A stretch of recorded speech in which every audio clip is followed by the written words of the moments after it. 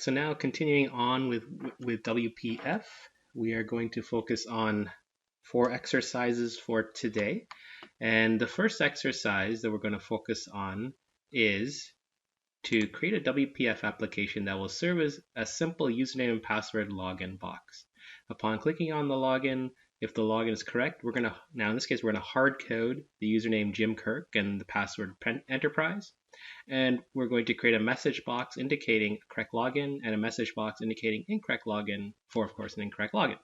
And the program will exit upon a correct login. So we're going to be exploring a few things, a few event handlers here, a message box, as well as recreating a WPF application. So what we'll do is we'll first start off with creating a new project, and I'm going to click on WPF.NET Core. So click on that. I'm going to call this W4P2 exercise 1. Give it a home. Make sure that checkbox is checked. Hit create.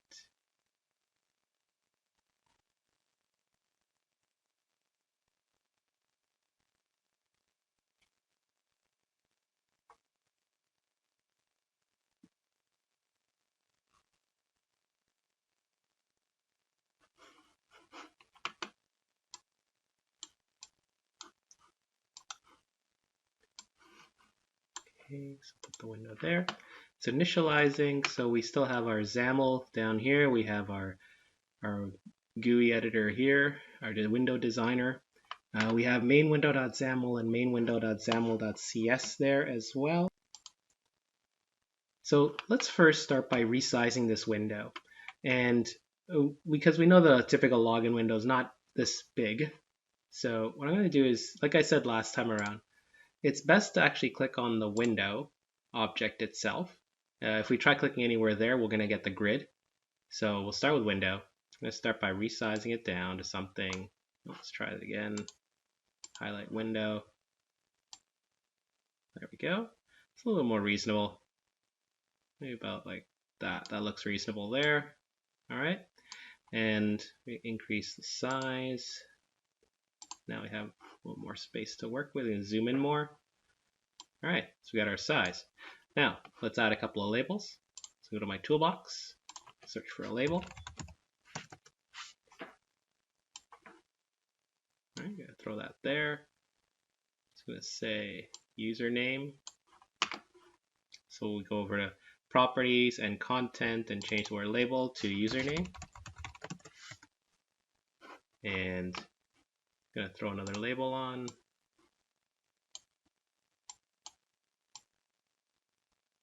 All right, try and maintain the width.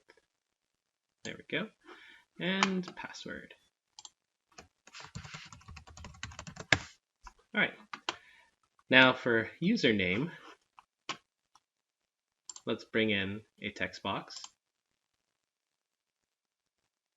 So there's text box right there, or you can search for it. Put one there for username. Stretch it out. Now text box is annoying, so let's actually blank out the word text box. Now we're bringing in text box, and one thing I should point out with text box is that there is no content option here. For the text for a text box, you're going to find text. So this is kind of misleading. Now in the Windows Forms world, it was always text, whether it be label or it be text box. It was the same. But here for WPF, it looks like they've changed it. So text for text box, content for label. So I can see how that can be a bit misleading. All right, so we'll do that. And for password, now I'm not going to grab a text box. Instead, there's something called a password control. So search for PasswordBox rather. And I'm going to drag PasswordBox over. Place it there. All right, so we have our password box now. All right, so you have our username box and our password box. Now, like I said before, we want to make sure we name everything properly. So I'm going to start with the username box and highlight that. All right, and I go to my properties. See, it says no name. I'm going to call it TB user. Then I'm going to highlight my password box and click on name and say tbpass. All right, so both my text box for username and my password box for password have names.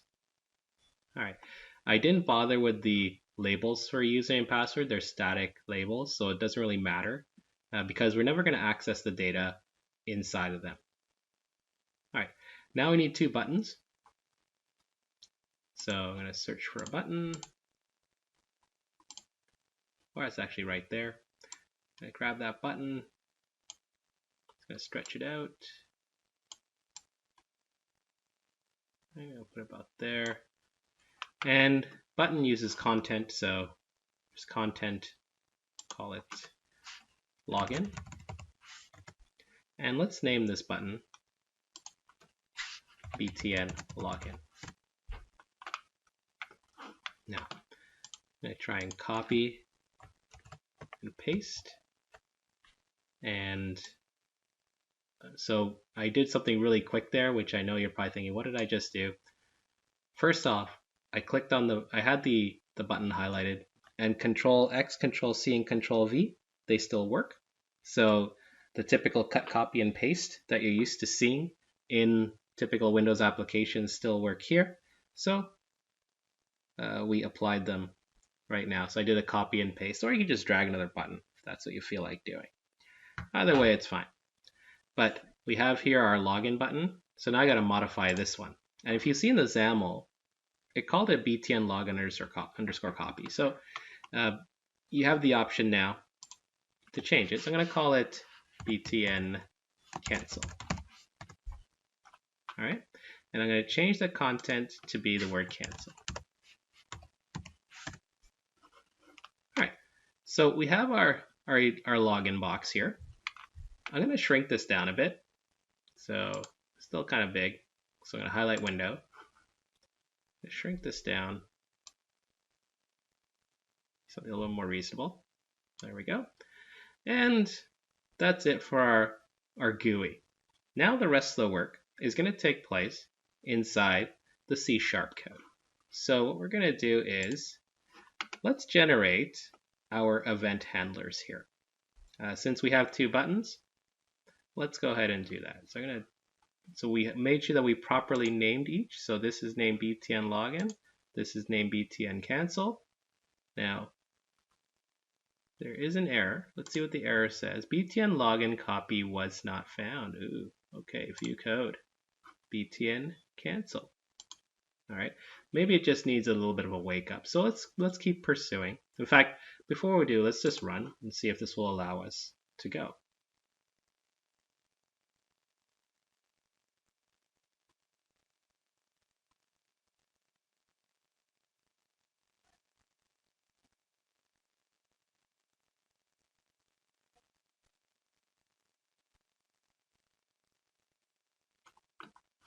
Yep, so just as I suspected, we saw the error. Computer was a little bit of asleep, so it just needed a wake-up call to recompile.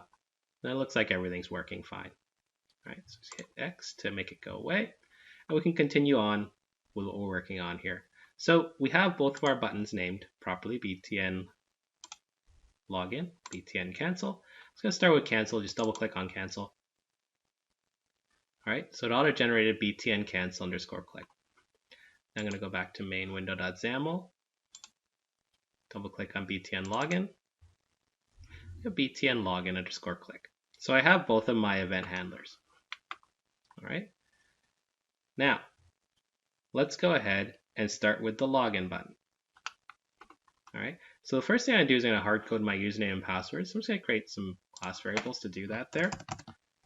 Let's say string user equals Jim Kirk.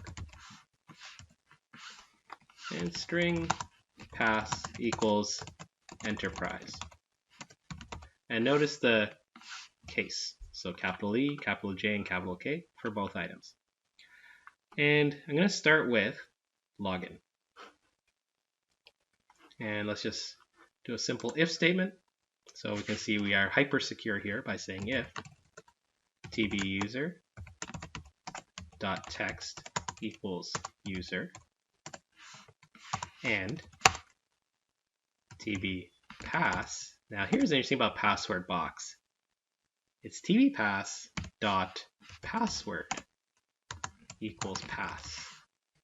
All right, just gonna put extra brackets in there. All right. Now, weeks ago, I asked you guys to search up MessageBox. This was during the lecture component, and to have a look and see, what MessageBox was all about. So what you want to do is, if you don't understand MessageBox or you want a tutorial on MessageBox, go to docs.microsoft.com, do a little search for MessageBox in C# and Zamel, and you're going to get multiple results back, and so you're going to want to find the right one. Just look it up, see what it's all about. It's a very convenient little pop-up box, really simplified and powerful at the same time. So what we're going to do is, if it's correct, we'll just put in a success message. So what we're going to do is we're going to say MessageBox.show, and there's 12 different overloads for this. So this is what I'm looking for. I'm going to say correct login. So that's the text of the message box. I'm going to say comma. This is the caption for the box. So login success.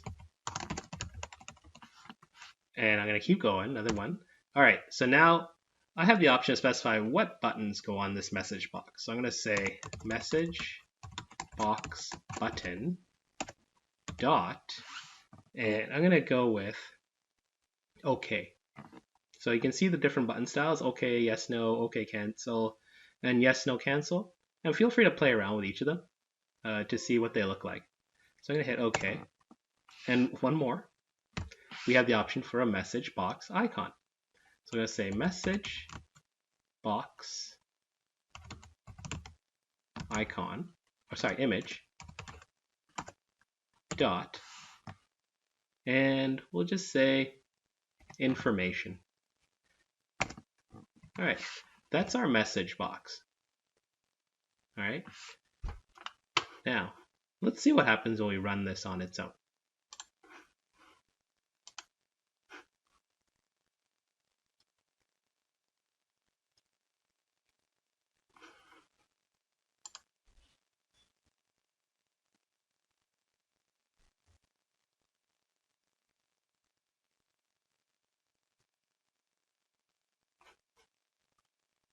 Okay, so I'm going to type in Jim Kirk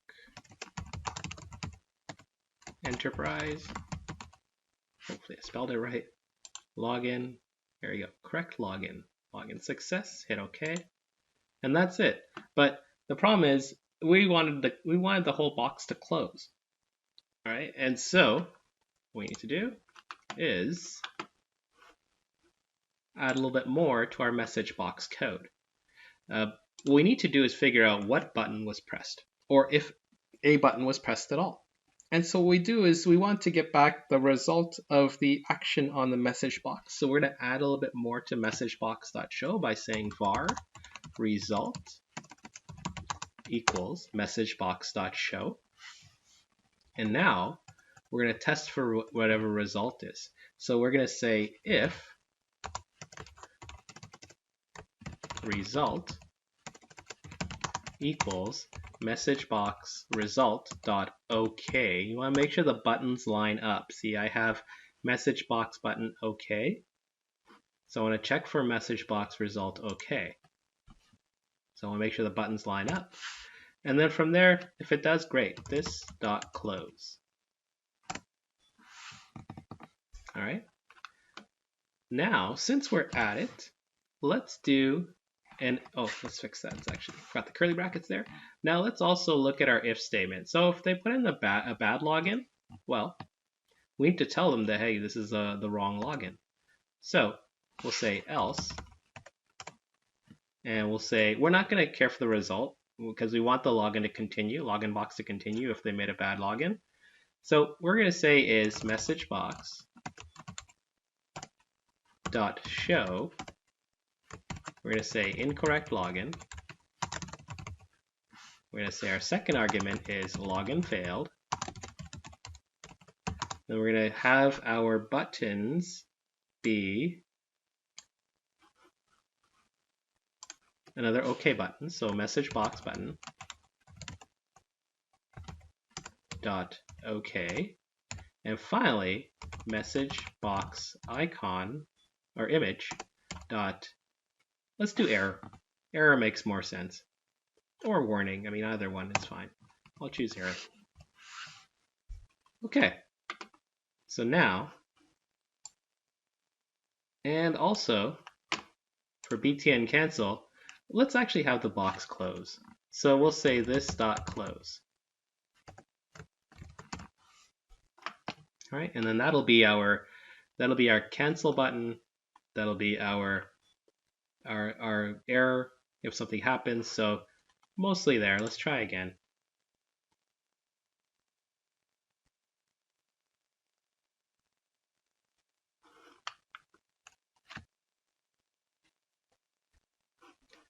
All right.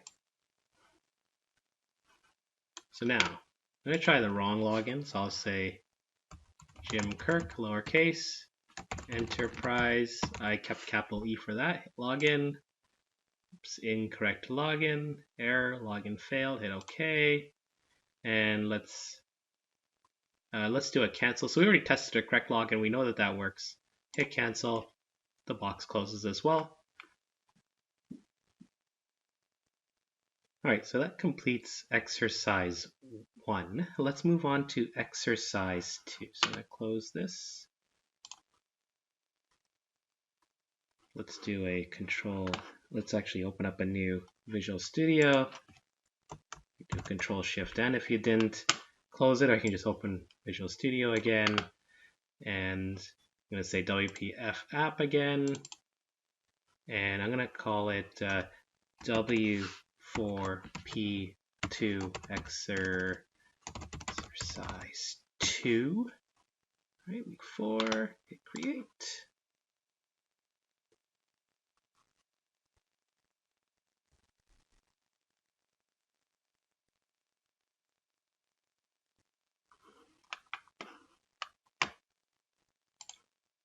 And here we go.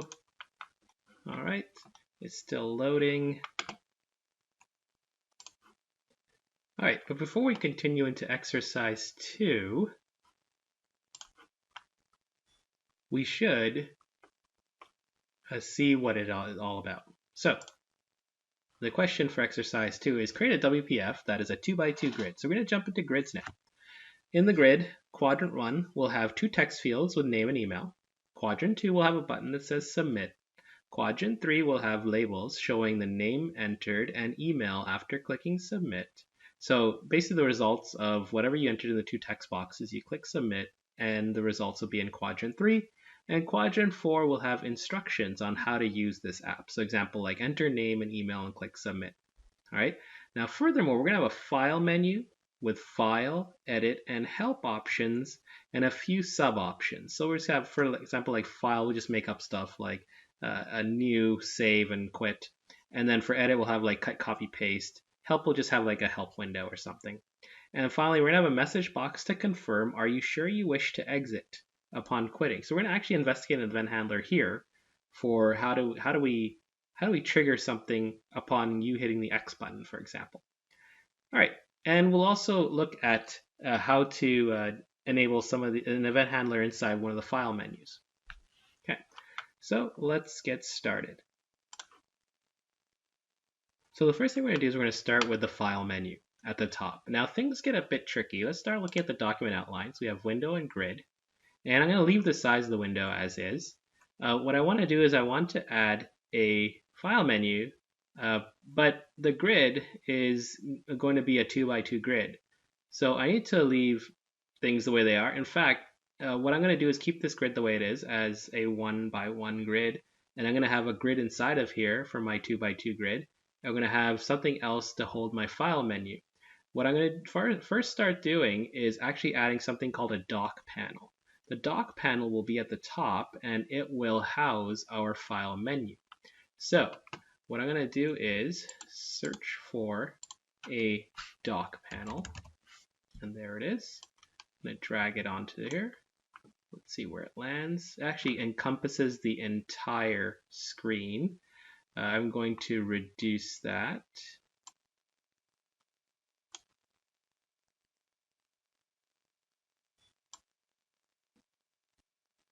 Down to about that thickness is good enough. A typical file menu is about that thick. And then the next thing I'm going to do is start adding my file menu. And I keep calling it a file menu, but really it's just a menu. So I'm going to go to my toolbox, search for a menu, and drag it over. Now, this, I'll have to admit, the file menu, the menu system here, I don't like it. I thought the Windows Forms world was way easier to use. It was simple, just like right in front of you to do a lot of things. Here I have to do a lot of legwork to make my menu that I didn't have to do in the Windows Forms world. So we're gonna have a little bit extra work, a little bit extra pain to deal with here. First, I want to change the name, although I'm not going to do much with the menu, but just in case if I want to expand this later. So I have my menu here. I'm going to call it main menu. All right. Now, if I want to add anything to this file menu, I have to go to items. All right. I can do this in Zamel, but I'll do this directly in the properties window. It's a type of collection. Hit the dots. And this sub window pops up. And what I need to do here, now you'd think that the file menu is like a button, but it's actually not. So I'm going to change this to menu item and hit add. And it's asking me what kind of menu item object. Well, it's kind of weird. I'm just going to click on menu item again here. Hit OK. And it's thinking. There you go. Now, it's going to maintain it as menu item. I have not found, maybe I'm wrong, I could not see a name category here, and there's no search box, unfortunately, to save me the headache. So I can't even change the name on my own. I have to do it in Zamel. But what I can do is change the text. And in fact, I have to, because what I need to do is look for header. Now this is a little bit counterintuitive, and this is where I really miss the search box. There it is, header. Sorry for the dizzying up and down over there. But there's header. I'm going to say file. And there you can see at the top, file is now there. In fact, let's add our file, edit, and help. So I'm going to add, it's menu item. I'm going to hit add. Another menu item. Hit OK. And there we go. There's the new one. I'm going to scroll down, look for header again, and there I'm going to put edit. Oops, I want a capital E for consistency. All right. So file, edit. Let's add, oops, I think I closed it out. Let's actually hit the dot, dot, dot again for items. And let's go to menu item again, hit add, again menu item, hit OK, and this will be help. So there's header, and we'll say help. We'll hit OK. So now I got file, edit, and help. And let's look at the Zamel. So the Zamel here tells me that it's menu item, header file, header edit, help, header help. Sorry. What I want to do is I want to name these. In fact, if I go to the document outline and I expand it, they're all just menu items. I don't know which is which that I'm dealing with until I click it and I can see which one is in question here. And in fact, if I click again, I could actually edit them here, or I can do it directly in the Zamel. Let's try it here. So I'll say menu file, All right, so we can see here in the Zamel, I gave it a name because we should give these names. So menu edit, and I'll call this menu help. All right, so this is great. We have these three things here, but we need to be able to click on it and have items come down that we can choose from. So what we're going to do is we're going to click, I'll start with File, bring that into focus, and I go to my Properties window. There's Menu File, which is great. I could actually type the name there as well. But if I look at Items, Collection, with the dots, I'm going to start adding items again. So now this is where things can get a bit confusing for your first time here. So I'm actually going to cancel out for a sec and just point something out. So when we had main menu highlighted, we were able to add File, Edit, Help. Now we need to go into the individual menus or menu items and add sub-items to them. So I'm going to start by highlighting File first, and then going to my Properties window, Items, Collection, 3 dots. Now I can add my sub-items. My sub-items will be, actually no it wasn't supposed to be a button, it's still a menu item. All right, it's still a menu item. And now I'll start with a button that's going to say New. All right, and what I'll do is go to Header and say New. All right, now I'll add a new one, another menu item. This one will say Save.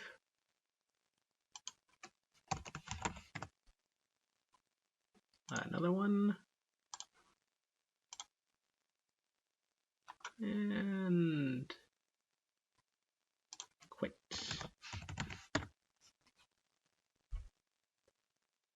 All right, so I have that there.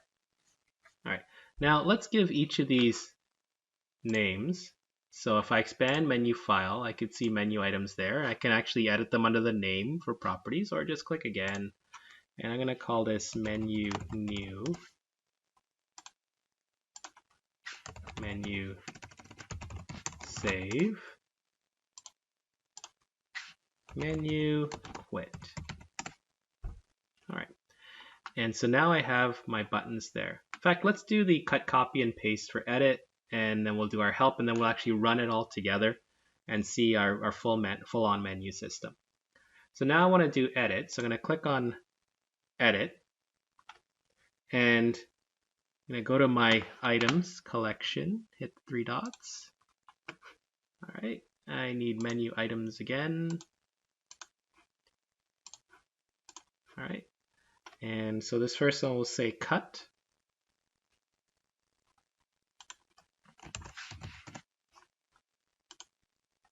And I hit OK by accident. It's still there, thankfully. Make sure it says menu item, hit add. This will be copy.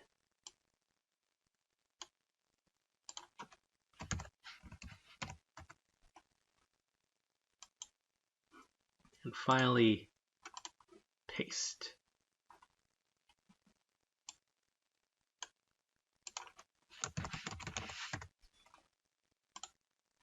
Okay, so we have cut, copy, paste. Go to the document outline. Let's expand the edit. Let's change the names to menu cut, menu copy, menu paste. Finally, let's do something for help. All right, let's add a submenu for help. So I'm just going to highlight help there, items collection, do a menu item. Now I'm doing only menu items, but feel free to try all of these out on your own. See what they look like in a menu, like list box item, check boxes, and so on. See what they look like. All right, menu item, and for this, I'm just going to say help window, or maybe say about app, something like that. What you would typically see in a typical Windows application. All right, so let's expand help. Call this menu help win or window. All right, we have enough. Let's give this a run.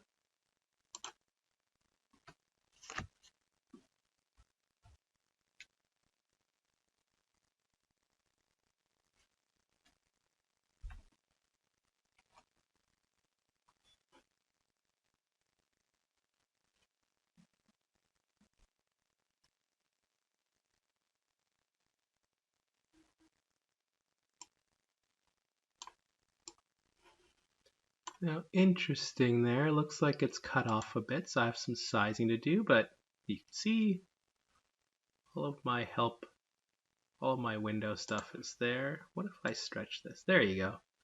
Not the friendliest of panels, but here you go. All right, so let's continue on.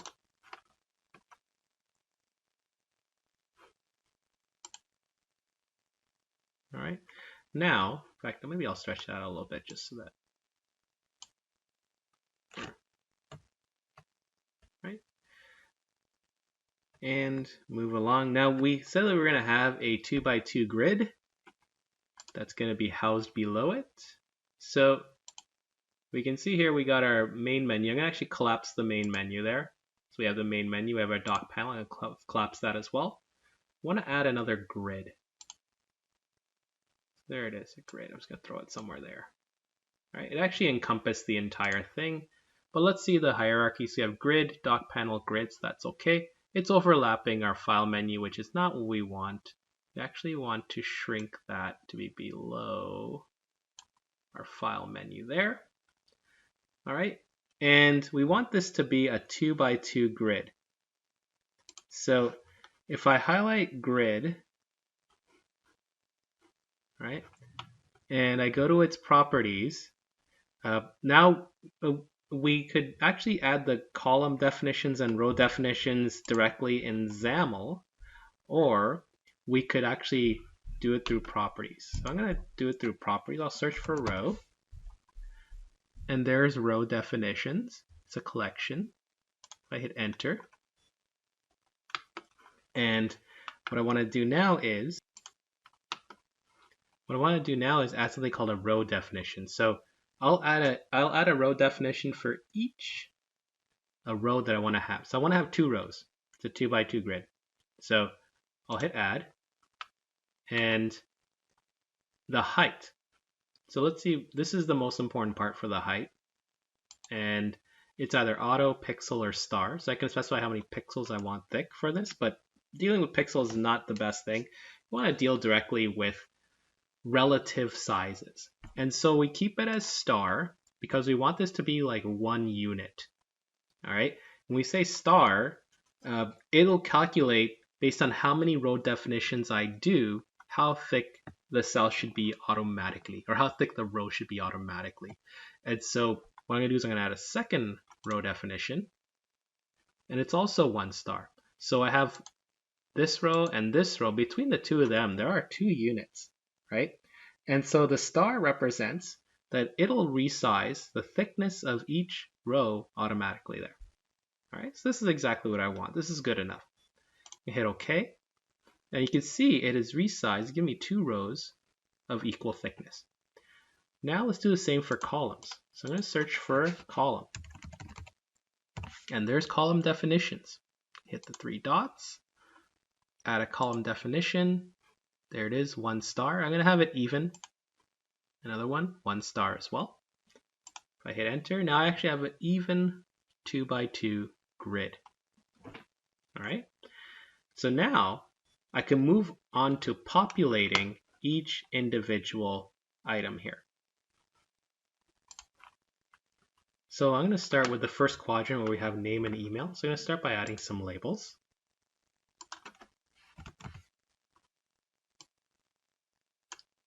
So So you notice that it's placed here relative to this quadrant, and you can see it's going to try and maintain its proportions accordingly. So let's switch the content to name. All right, I'm going to drag another label.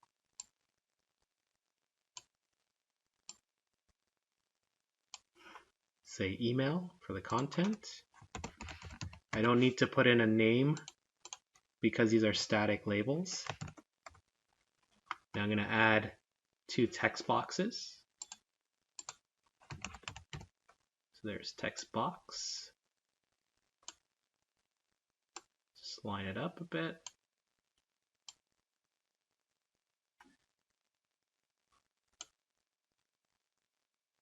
Stretch it out since we have the real estate. All right, I'm going to X out or get rid of the text box text just to get rid of that. I'm going to call this TB name. All right, so it has a name, TB name. Now I'm going to do the same. In fact, I'll see if I can copy and paste this. So Control C, Control V. Sometimes copy and paste doesn't work too well in this system. See, it worked out nicely. All right, it's called TB name copy, so let's change that to be TB email. And it gave me an error. And as we found in the last exercise, if we run it, it should go away. All right, it's got TB name, TB email. So I'm going to ignore those. I'm going to move on to quadrant 2. And we're going to put a submit button inside quadrant 2 over here. So I'm going to drag a button over. Place that there, stretch it out. Didn't want to rotate. And that can happen sometimes. I could just do a Control Z to undo it. Looks like it's nice and evenly centered inside there. Let's change the text to be submit. And let's call it BTN submit. All right, so that's our button there. In fact, if you want to get it out of the way, just double click. Now that you give it a name, just double click on submit. All right, you got your BTN submit click auto generated. All right, so I'll move back to window.zamel. And this quadrant will have the results of what was entered here upon clicking this. So I'm going to add 2 labels.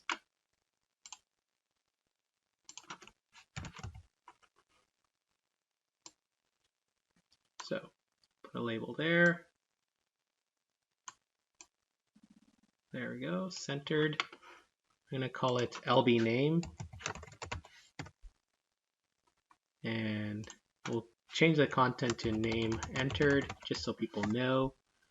And let's adjust the alignment. So I'm going to search for align. And horizontal content is what we need.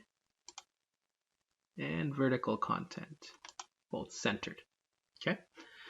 Now let's click on name enter, do a Control C and a Control V, drag it down. All right. And so we have here LB name copy, which I'll change to LB email. And change the content to email entered.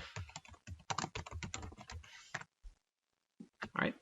So what I did was I copied and pasted the first label and just dragged it down and changed the name to LB email, changed the content to email entered.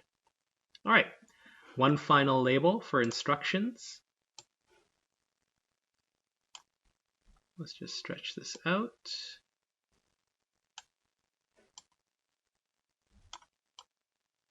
All right, try and center that. And we don't, it's a static text, so we don't really care about the name. We'll say first enter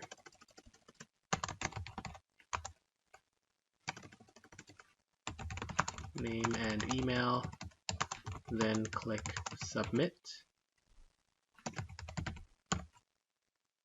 And that's probably good enough. Let's fix the alignment.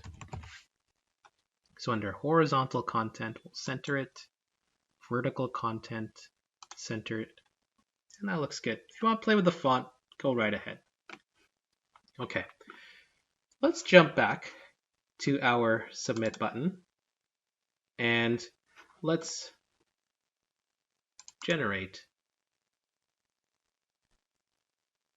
the code to support that event handler. So all we're doing is something really simple.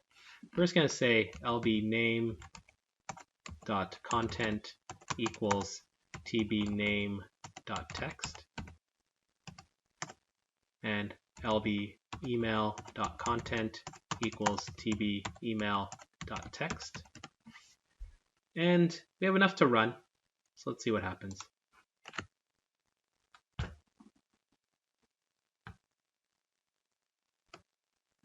Okay, it's complaining. Let's see what the error is. And actually, I'm glad it's the error. I'm glad this error came up because I wanted to show you guys something. It's not complaining about these two. Okay, it's not complaining about these two. All right, it's actually this last one. Create app host task failed unexpectedly. If you hit this error, it's okay. I don't know if it's a Visual Studio bug or what, but if you run it again, it'll go away. So let's hit run. Okay, so if you see that error, run it a second time. And here is our item. So I'm just going to say Jim Kirk again. Email is jim@kirk.com. Hit submit. There's Jim Kirk, jim@kirk.com. We still have our file menus. We have some alignment issues with that, but I'll let you guys play with that to see if you can fix it yourself. And because of time's sake, we'll just keep going. I'm going to hit X, and it went away. But there's one extra stipulation I want to add here. All right, there's one extra stipulation I want to add here. That is, we want to have a message pop up saying, "Are you sure you want this to happen?" Okay. Now, there's another thing I also want to add. All right, which is an event handler for one of the buttons. In particular, let's add an event handler. We're going to jump back to the menu for a moment, and we're going to add an event handler to the quit button in the menu. So two things we want to pull off here. All right, I'm going to jump back to window.zamel. And looks like it popped out and went away. There it is. I got to redock it. There. So first off, if you ever want to add any event handler to any of the buttons in your menu, what you do is in the document outline, first highlight the item in question. So I'm going to collapse the grid because I'm done with that. Expand the doc panel, expand main menu. There is menu quit. I want to focus on that in particular. And let's go to properties. I'm going to X out the search box. We don't need it. Now I'm going to focus your attention on the first row. So we talk about name. We talk about how it's really important to give every object you can a name. Okay. Now this little wrench. This wrench represents everything you see here. All right. We'll come back to the wrench in a moment. The lightning bolt is what I want to focus your attention on. So if I click on the lightning bolt there, this gives me all the possible different types of event handlers I can apply to this particular object for menu quit. In fact, I want to add an event handler to menu quit in particular. So I'm going to double click on this white box here for click. Okay. It has now auto-generated an event handler for menu quit called menu quit _ click. And all I'm going to do inside menu quit _ click is say this.close. All right. And so now I'll jump back to the Zamel. And menu quit still highlighted. So I could add any event handler I want. I gotta be very careful that you don't accidentally double click on stuff. And this is very common. Happen anytime. Let's actually look at the Zamel here. So menu item. It has now added a click equals menu quit _ click. All right. And if you double click on anything by accident, right, and auto generates that, and you go in and try and delete that event handler, you're gonna get a ton of errors. If you want to delete it, make sure you edit this line as well, or edit the line in Zamel as well, so that you don't get those errors. All right. So now let's now move on to, oh, before we do, so you're thinking, okay, great, I've got event handlers. How do I get back? Well, click on the wrench. So there's the wrench. All right, you click on that, and you're back here. All right. So now, what we're going to do is, you're back to your property. So now what we're going to do is, I want to add one more event handler to this system. I want to have it so that we can pop up a warning message saying, hey, are you sure you wish to quit? To do that, I'm going to go to my document outline, highlight window to make sure that I have window highlighted. And I'm going to go to the lightning bolt for window now. And what I'm looking for is closing. All right. Closing is, hey, you've triggered the X or quit or close or something. Here's the opportunity to pause for a sec before actually closing and do something. In this case, we're going to have an error message. All right. So I'm going to double click on closing. It has generated an event handler called window closing. Now I'm going to pop up my message box here to say, are you sure you wish to do this? So let's do a var result equals message box dot show for, and we're going to say, are you sure you wish to exit? Our second argument will be exiting.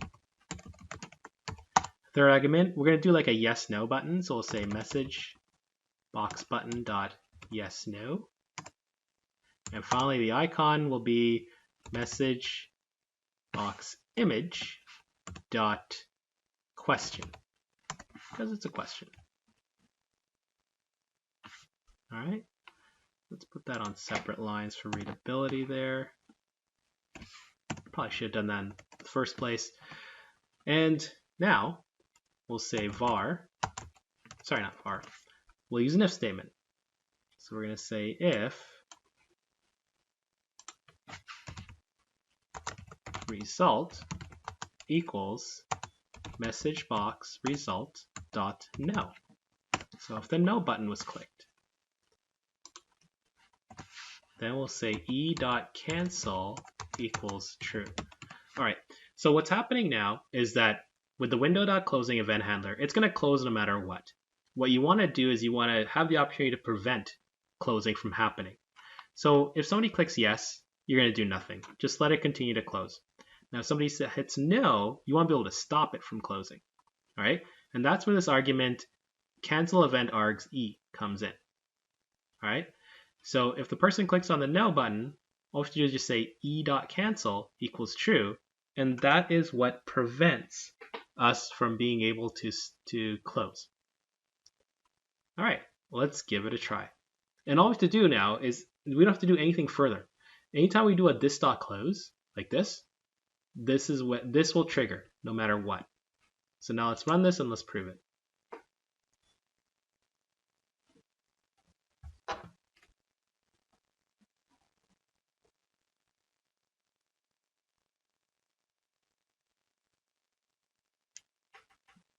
Okay, so let's drag this over. If I hit X, here we go. Are you sure you wish to exit? If I say no, nothing happens. Try again, hit yes, and it exited. Now we also added something to menu quit, so let's run it again.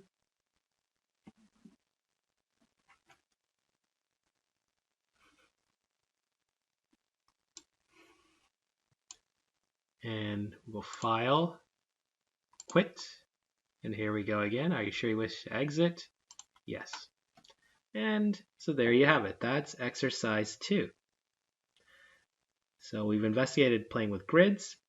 Now, we also investigated the closing, the event handlers a little bit deeper there, message box a bit deeper as well. So now let's move on to exercise 3.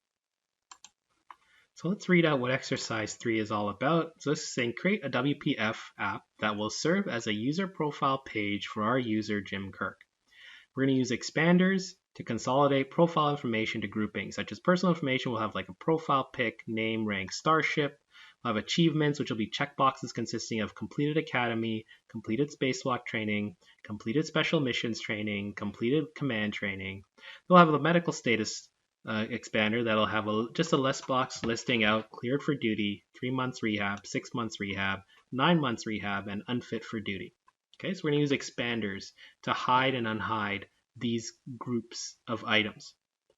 All right, so let's move into creating a new project. I've already done a Control-Shift-N here to generate my new project. So I'm going to highlight WPF app, .NET Core, hit next. I'm going to call it W4P2 exercise 3. Give it a home.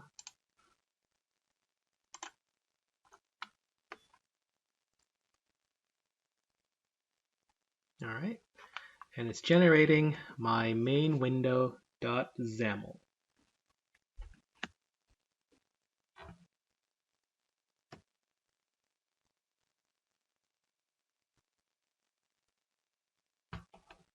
Okay, so there it is. All right, so now let's start by just dragging an expander. All right, so I'm going to search my toolbox for an expander. There it is, expander. Just going to throw it up there. And you can see here it just drags a little expander box there. So I'm going to move it to be up here. I got to be very careful though, because it looks like it's moving. Actually, I should explain something first. There's in the document outline, there's expander, header, and grid. Okay, got to be very careful of this. I was just dragging a moment ago, and it was dragging the grid. The grid was not moving the expander itself. So you got to highlight expander, and then you can try moving, if it'll let you. Got to be very careful. There we go. There we go. Now it's moving.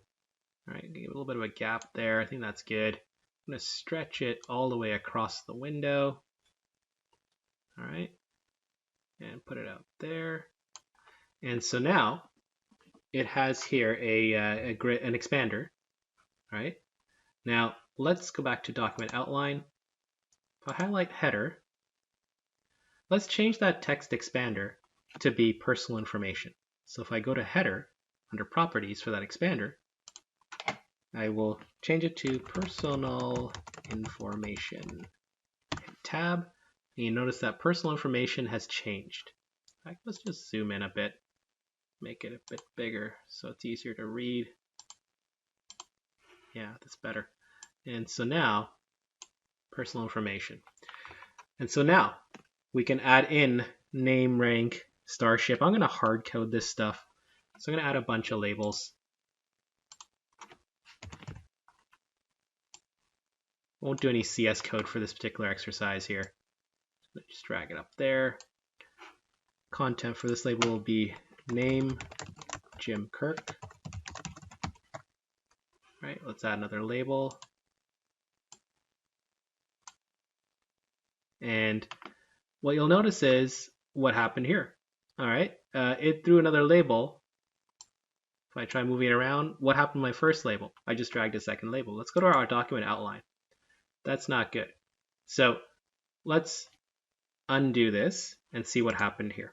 Do Control Z. All right, that moved it on Control Z here. Name is Jim Kirk. And you'll notice that I had a grid here before. The grid got replaced with a label. So that's not good either. So that means I can't just drag in my label. Let's do Control Z again. Undo the text. Control Z, undo the drag, Control Z, go back. There's my grid. Okay, so now we have to fix this. Right? We need to make sure that we are inside, that our labels are being thrown inside of our grid. So the trick is you have to be very careful. You need to go to document outline and highlight grid. Make sure that expander is not highlighted. We had expander highlighted a moment ago. It's actually grid that has to be highlighted. Then we can go to Toolbox and drag our label. And notice that label was different this time around because label before actually was in in our basically encompassing our entire expander, which was not good. So now label is inside our grid. So now we can play around with it, move it around wherever we need. All right. Now I can go ahead and populate label. I'm going to put that as name Jim Kirk. All right. And I'll drag another label. There you go. It didn't overwrite the first one.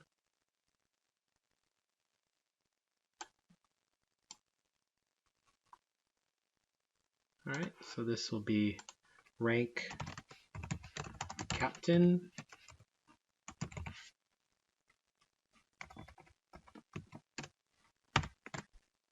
All right. Another label. We'll say starship.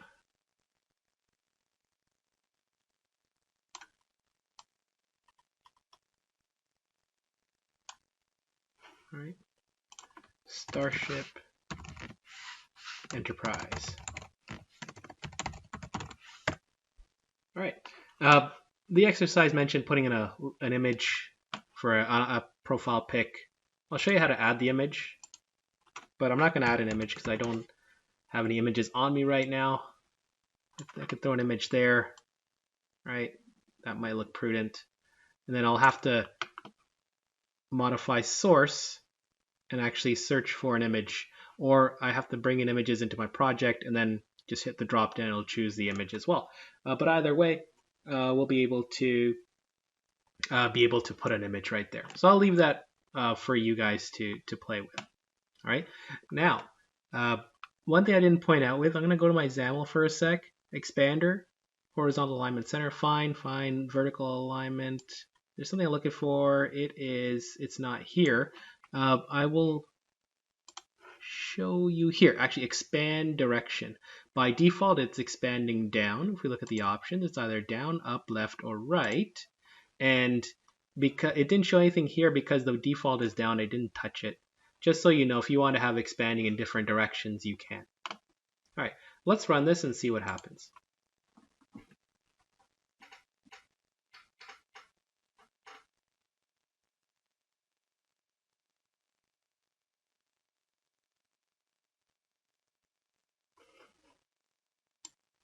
Okay, so we see here personal information, hit the arrow, it has expanded it.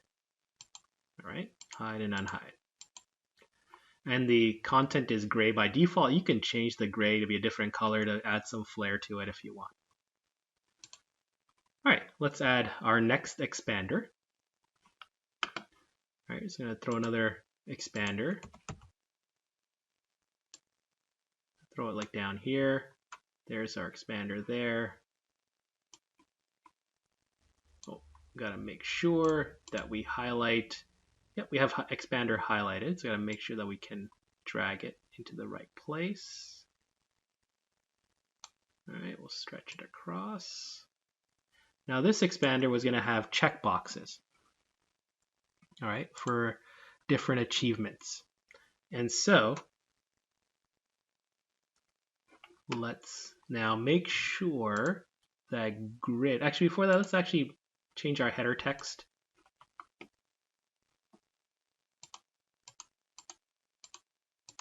There's header. Expander should be achievements. All right, so there we go. All right, you can see we still have personal information up there. We have achievements here, so I'll keep both in view so you can see what's going on. And now let's add checkboxes. So let's add a checkbox. Just gonna throw it there. Oh, it actually, I have a feeling that yes, it replaced my grid with a checkbox. No good. So we gotta make sure that we have grid highlighted before we drag and drop stuff in. So do a Control-Z. We have our grid back. I'm gonna highlight grid, and now I'm gonna go back and drag a checkbox. All right, so there's our checkbox. I'm gonna throw one there, stretch it out a bit. All right, I'm not gonna worry about names because I'm not doing any C# code for this exercise, but of course you wanna name all of these things as you go along. Content will be not checkbox, but let's say completed academy. So Starfleet Academy. And I'll see if I can copy and paste. All right, this one will be, need a little more text there. We're going to say complete spacewalk training, completed spacewalk training.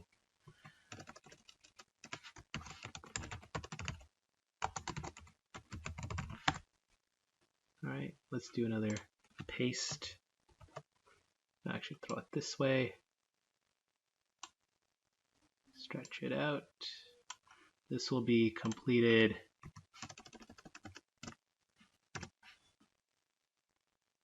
space missions training. And finally,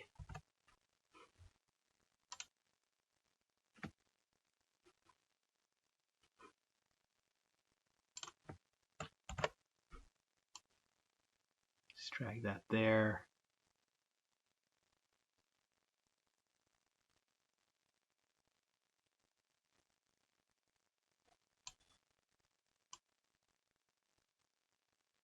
And this will be completed command training. All right, so we have our checkboxes. I should point out something I didn't point out with Expander, so I'm going to highlight Expander again. Let's see if it'll let me do that. There we go. I think let's go to document outline. Click on Expander. There we go. It's highlighted. There's a checkbox here that says is expanded. All right. If you check this off, this means that when you launch your screen by default, it'll be expanded. You notice that when we ran it, it was hidden because this is not checked off. All right. So actually, I'll check this one off just to show you what I'm talking about. So it is expanded. Let's hit run.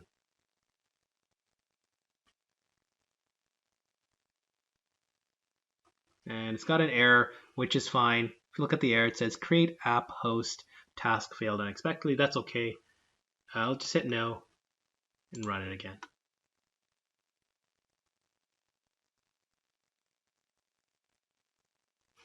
Okay, and so now you can see by default this was left open because I checked off that checkbox. I can hide it and unhide it. There we go. All right. Now let's do our last one, which is our list box in our medical status. So one more expander.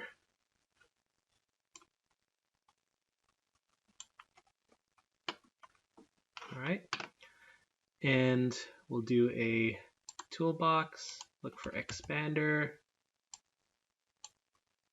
There it is. Make sure that expander is highlighted before moving.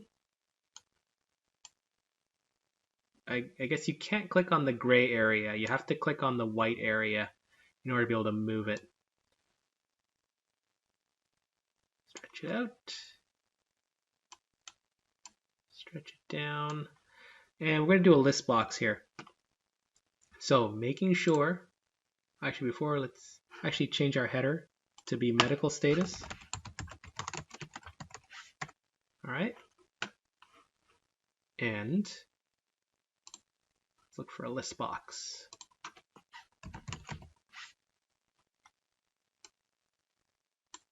Just gonna throw it there. And we'll do items. And okay, so with the list box, I jumped ahead a little bit. Let's actually take a step back. We have our list box highlighted. And if we want to add stuff to our list box, we go to our properties. There's items, similar idea that we've seen in the past. We're going to hit collection. And now what I'll do is I'll start adding items here. And again, there are menu items. So I change that to menu items, hit add. Right, hit OK. And go to header. And of course you can play with all these settings, change the color, really add some flair to it, but I'm just gonna go straight to header and say cleared for duty. All right, add another one, another menu item. This one will be 3 months rehab.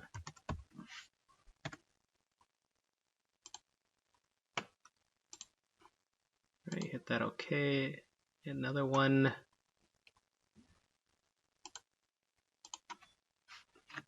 6 months rehab.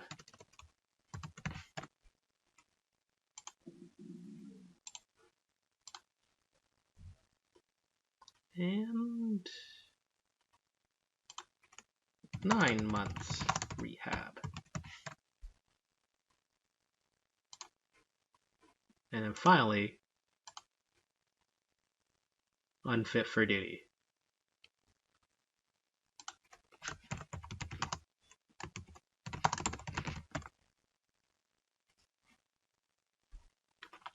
All right, so we got our items there.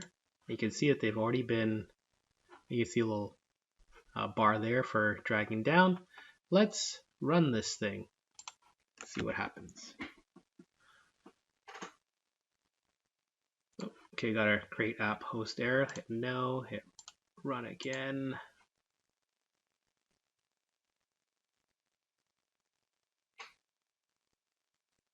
Now in this case, the list box did replace the grid. It is our only item, so I didn't really care to correct that. But here we go. We have here cleared for duty. I'll have to stretch the box a bit. There we go. So cleared for duty, 3 months rehab, 6 months, 9, and then unfit for duty. I can click on any one of them, right? And be able to choose them, and so on. All right. So it was expanded by default, I think, because the checkbox was checked. But there you have it. So now this completes exercise 3. Exercise 4 is basically taking this same example, and instead of using expanders, we're going to use tab bars to make it look like a set of tabs. So rather than actually recreate a fresh project, what I'm going to do is modify this project so that we can save some time here. All right, so let's first close this. I'm going to do all of my work in the Zamel code. So stretch this out a bit. All right, and let's look at our Zamel code. The content's going to stay the same, so that's why I'm figuring let's just keep it simple here. Rather than use expanders, I'm going to use tab controls and tab items. So what I'm going to do here for our grid, our main grid here, is I'm going to hit enter there, and I'm going to kill this expander line. All right, and instead I'm going to open up with a tab control. All right, and within a tab control, that first expander will be replaced with a tab item, and its header will be equal to personal information. All right, close that up. Now we need to replace the closing expander with a closing tab item. There. All right, so now this first expander becomes a tab item. I'm going to do the same with the second expander. I'm going to kill that expander. All right, and double check for the closing expander. All right, so I'm going to say tab item header equals, and we'll have here achievements. All right, we scroll down, look for the closing expander, replace this with closing tab item. Finally, for medical status, we're going to take this expander, we're going to kill that. I'm going to replace this with tab item again, header equals medical status. All right, and kill that closing expander, replace that with a closing tab item. But remember, we still need to close off our tab control. So we're going to say /tab control. All right, now we have basically, in a nutshell, you take the expander code, replace that with tab items, and encompass all 3 tab items with a tab control tag. Okay, so you can see here, this is what we've done. We had an opening tab control, tab item. Okay, close that tab item, open a new tab item. We put our checkboxes there, close that tab item, open a new tab item, have our list boxes, close that tab item, close the tab control. That in a nutshell is what we did. We just replaced all the expanders, and you can see in our designer, if I shrink this down, we have here everything in play. And let's run it.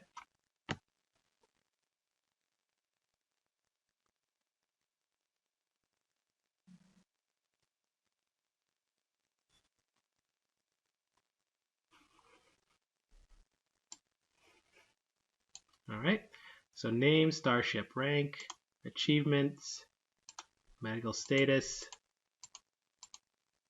right? And so there you have it. That's exercise 4. And this completes our week 4 part 2, our introduction to WPF and Zamel. Now you should move on to the lecture for week 5 and learn how to learn deeper into Zamel from there.